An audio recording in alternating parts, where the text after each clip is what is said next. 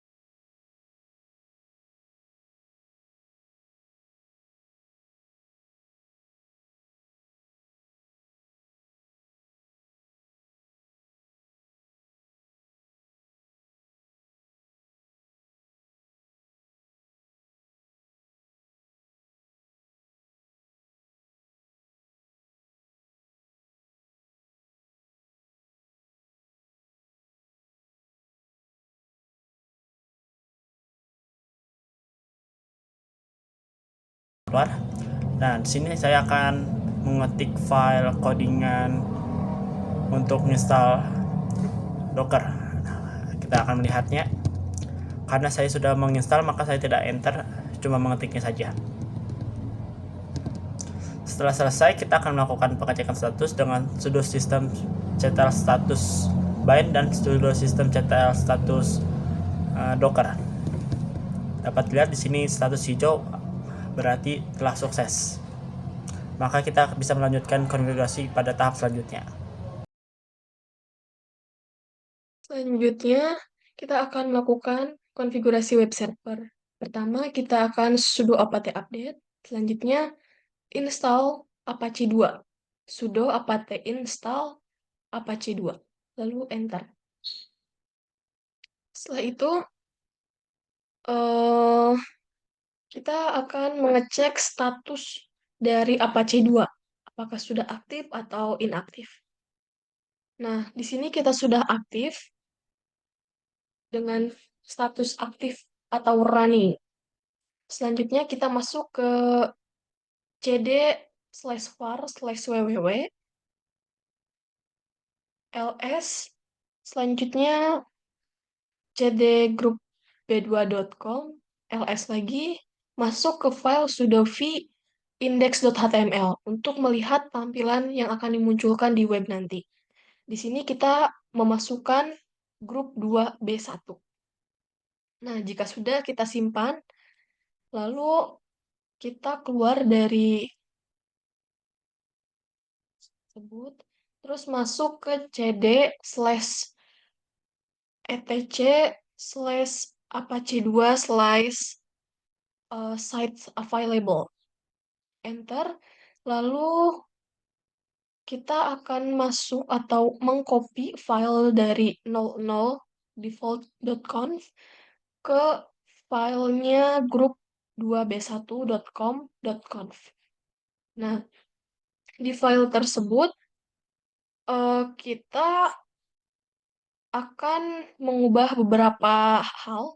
Yang pertama, di server admin kita memasukkan webmaster at grup2b1.com, kemudian server name grup2b1.com. Di server alias juga kita memasukkan www di depannya. Kemudian di dokumen root juga kita masukkan grup2b1.com. Selanjutnya setelah itu kita simpan.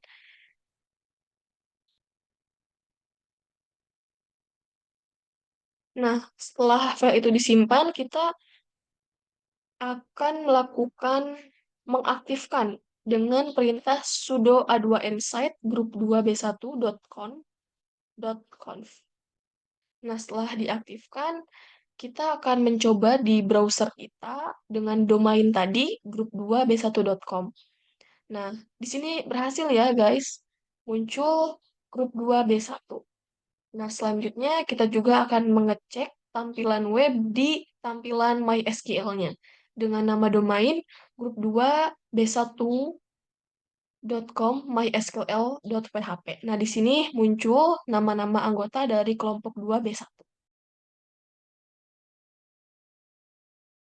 Untuk konfigurasi MySQL, yang pertama kita masukkan komen sudo service MySQL start untuk mengaktifkan MySQL. Lalu komen sudo MySQL untuk masuk ke menu MySQL agar membuat alter usernya. Namun karena saya sudah mempunyai akun, jadi tidak perlu membuat alter usernya. Langsung saja login menggunakan komen MySQL -urut -p-h127001 dengan password yang sudah saya konfigurasi. Di sini kita langsung use diploma.db, lalu kita show tables. Di sini sudah ada database-nya. Apabila kita belum memiliki tables tersebut, kita bisa menggunakan command mysql -urut -p diploma.db dummy -mysql. Komen ini untuk memindahkan data MySQL dari dummy MySQL ke diploma.db agar ada tables di diploma.db. Kemudian langsung create user tcom at localhost identified by tcom.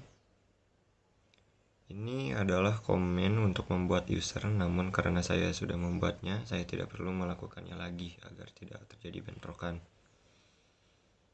Lalu kita masukkan komen grand insert update on diploma.db to tcom at localhost. Ini adalah komen untuk memberikan akses kepada user tersebut. Akses ini terbatas, yang mana user tcom hanya bisa menginsert pada database diploma.db. Karena saya sudah berikan, jadi saya tidak perlu enter. Lalu kita masuk menunya dengan komen MySQL min urut min p min h 127.001. Lalu kita flash privilege. Ini fungsinya adalah agar mereset semua privilege atau create user yang sudah kita konfigurasi agar di reset lalu bisa terbaca oleh MySQL.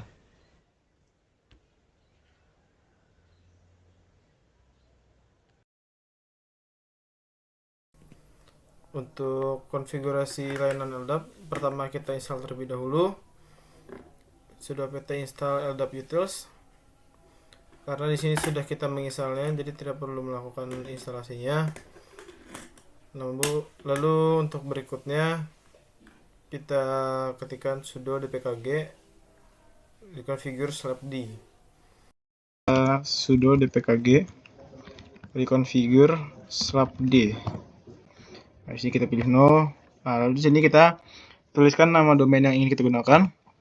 Lalu di sini adalah nama organisasi yang kita gunakan.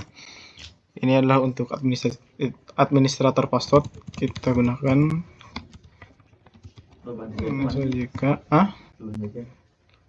Wah, itu kan? Lalu kita gunakan database MDB. Lalu di sini kita ditanya apakah ingin menghapus datanya ketika /pd dijalankan. Kita pilih tidak. Lalu di sini kita pindahkan database yang lama. Lalu berikutnya kita konfigurasi port LDAP etc LDAP ldap.conf.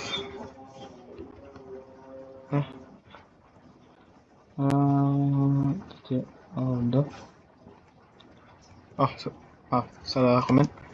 etc ldap.conf.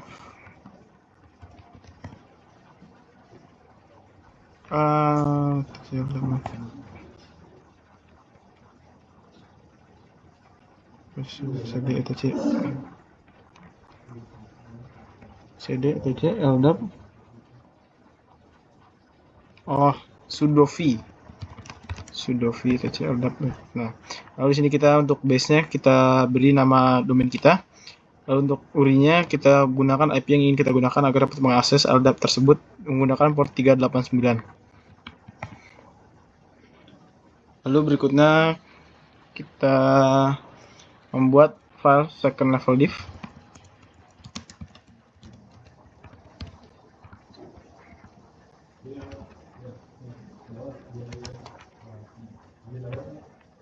Second level diff. Di sini kita tambahkan untuk hierarki direktori untuk menambahkan dan memperoleh atau melakukan migrasi data ke dalam server LDAP. Lalu kita keluar lagi. Lalu berikutnya menambahkan entry terbaru ke server LDAP dengan komen ldap add -x -d cn sama dengan admin, lalu dc sama dengan ini nama domain kita,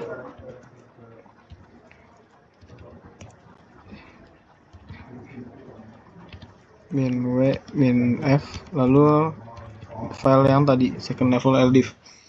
Nah, namun karena di sini kita sudah mengkonfigurasi tadi, agar tidak terjadi bentrok, maka ini tidak perlu kita lakukan. Saat kita mencet enter untuk komen ini, nanti kita akan dimintakan LDAP password, dan kita setelah memasukkan LDAP passwordnya akan ada database baru yang muncul di dalam LDAP tersebut, di server LDAP tersebut. Lalu berikutnya kita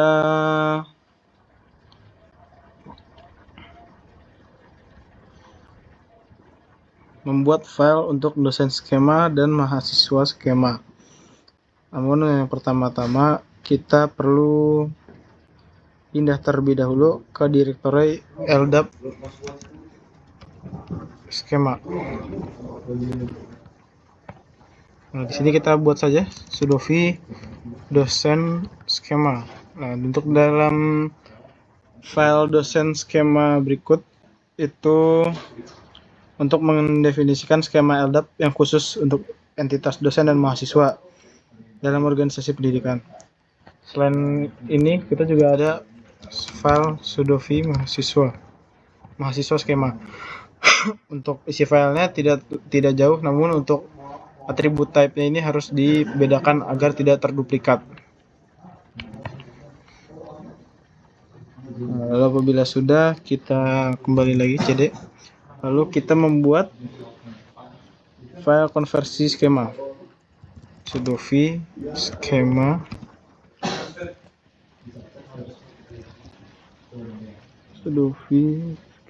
convert.com.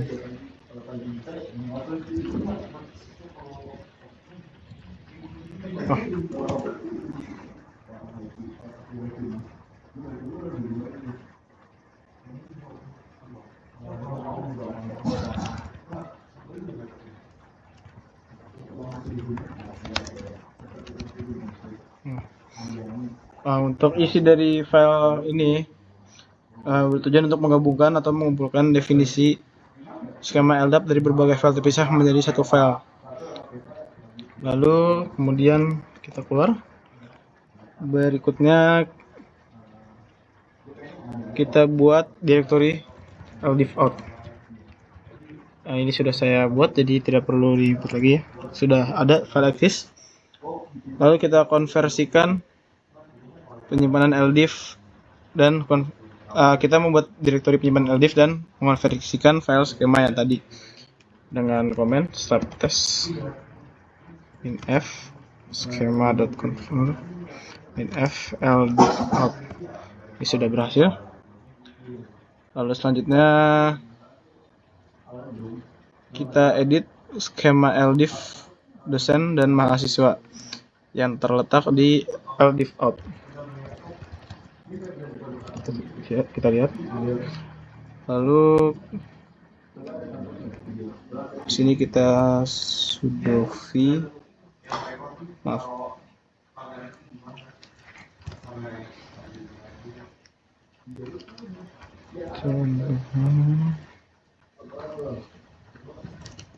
dan skema CN4 untuk dosen. Ini adalah isi dari skema LDIF dosen yang bertujuan untuk menyesuaikan struktur direktori LDAP dengan kebutuhan organisasi atau institusi pendidikan. Kita dapat menyesuaikannya dengan apa yang kita mau. Lalu untuk mahasiswa ini sama saja. Lalu kita tambahkan kedua LDIF tersebut ke struktur file open LDAP dengan komen LDAP add min y eksternal min h LDAP p min f root LDIF out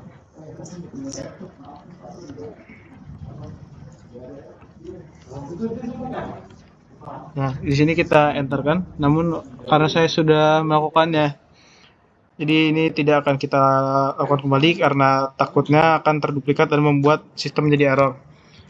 Lalu berikutnya juga kita lakukan untuk file mahasiswa.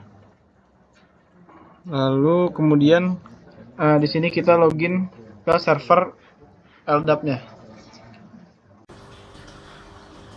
Untuk ini, mengetes LDAP-nya, kita ketikkan IP kita di browser dan ditambahkan dengan /lamp. Untuk awal-awal konfigurasi, kita pencet lamp configuration, lalu edit server profiles. Untuk awal-awal ini, passwordnya adalah lamp. Namun, karena sudah saya konfigurasi passwordnya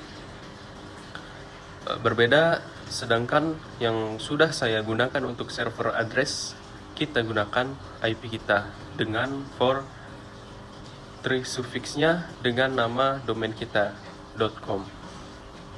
Lalu untuk list of valid user cn admin dc dengan nama domain, lalu new password kita gunakan apa saja sesuai apa yang kita inginkan, lalu kita save. Nah, di sini kita bisa login menggunakan password apa yang sudah kita konfigurasi tadi. Namun dalam hal saya, pada saat mengetes SLAM, password yang sudah saya gunakan ini sudah benar. Tidak ada yang berbeda dengan yang sebelumnya. Namun hal tersebut gagal dikarenakan tidak tahu apa penyebabnya. Hal tersebut error, mungkin karena ada. Namun hal tersebut error sehingga tidak bisa dilanjutkan untuk menambah database, untuk menambah struktur mahasiswa, nama anggota kelompok di objek kelas mahasiswa.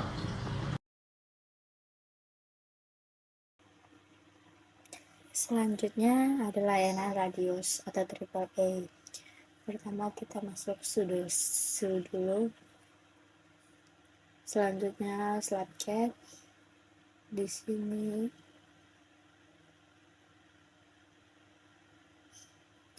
sini dapat terlihat ada bagian dari LDAP, namun tidak terkonfigurasi dikarenakan layanan LDAP yang sudah kita jalankan kemarin terdapat error yang tidak diketahui, di mana pada saat login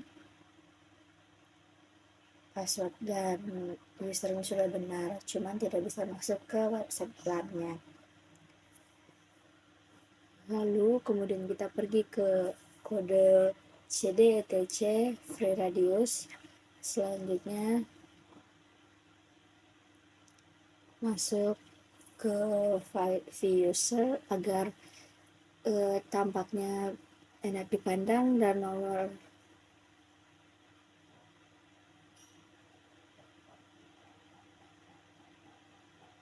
kita masukkan set number untuk melihat line-lainnya. Selanjutnya kita pergi ke line 87 untuk penghapus hashtagnya, dan 88 juga sama, dihapus hashtagnya. Selanjutnya di bagian 87 dimasukkan nama grupnya, yaitu grup 2B1, kemudian masuk passwordnya, yaitu passwordnya Tcom. Selanjutnya kita simpan, kemudian masuk ke vClientConf. Kita tampilkan line-nya dulu. Selanjutnya kita pergi ke line 100. Pada bagian secret kita ubah menjadi diploma. Selanjutnya kita simpan, lalu kita tes apakah berhasil atau tidak. Nah,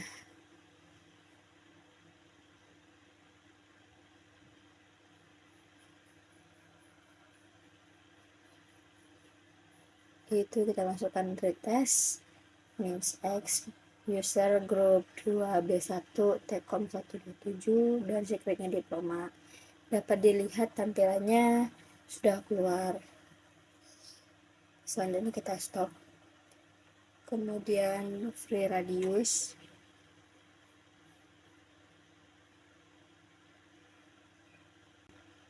Selanjutnya kita masukkan ls setelah free radius min X. Selanjutnya kita masukkan ls modes enable, dan akan muncul data seperti ini.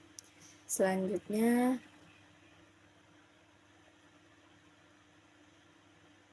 kita akan mencek file LDAP-nya, yaitu dengan memasukkan ls.mo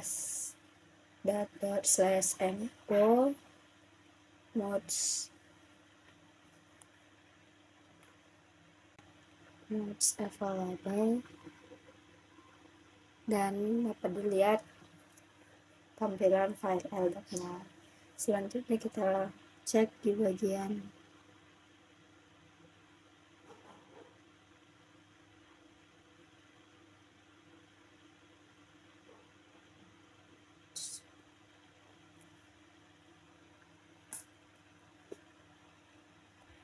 Selanjutnya kita cek di bagian ls min else, dan dapat dilihat sudah ada. Kemudian kita masuk ls min la. Di sini tidak ada LDAP, tidak terdapat LDAP. Lalu kita baca how-nya. FreeRAD LDAP.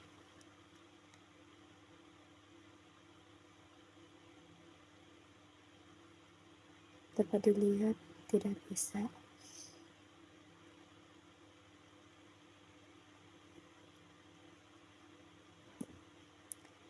Ini tidak bisa dikarenakan karena pada saat konfigurasi LDAP kemarin tidak bisa melanjutkan karena di bagian login itu kita tidak bisa masuk walaupun password yang kita gunakan sudah benar dan sudah sesuai apa yang kita konfigurasikan. Jadi untuk radius kemungkinan besar membutuhkan layanan LDAP, jadi tidak bisa menjalankan tugas seperti LDAP seperti kemarin terkonfigurasi. Oke, kita masuk ke DNZ, kita pilih DNZ ya. Di sini kita bakal konfigurasi IP. Pertama kita ketik dulu IP-nya. Di sini output ketiganya yaitu 0. Selanjutnya kita ketik untuk menampilkan alamat IP. Selanjutnya kita ketik lagi untuk menambahi IP dan gateway-nya. Ketik IP-nya. Jika sudah, selanjutnya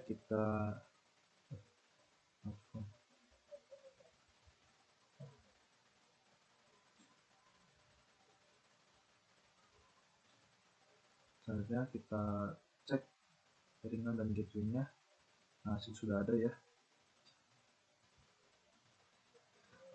Selanjutnya kita lakukan lagi di VM Insight. Kita lakukan sama seperti tadi, kita konfigurasi IP-nya di sini output ketiganya yaitu 1.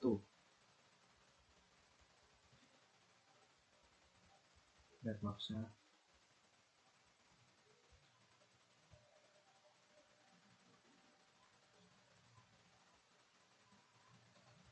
Selanjutnya kita ketik lagi untuk menampilkan alamat IP-nya. Terus kita ketik untuk menambahkan IP dan gateway-nya. Jika sudah, kita periksa lagi jaringan dan gateway-nya sudah muncul ya. Jadi berikutnya kita lanjut ke VM Outside. Kita lakukan sama seperti tadi. Kita ketik lagi ifconfig.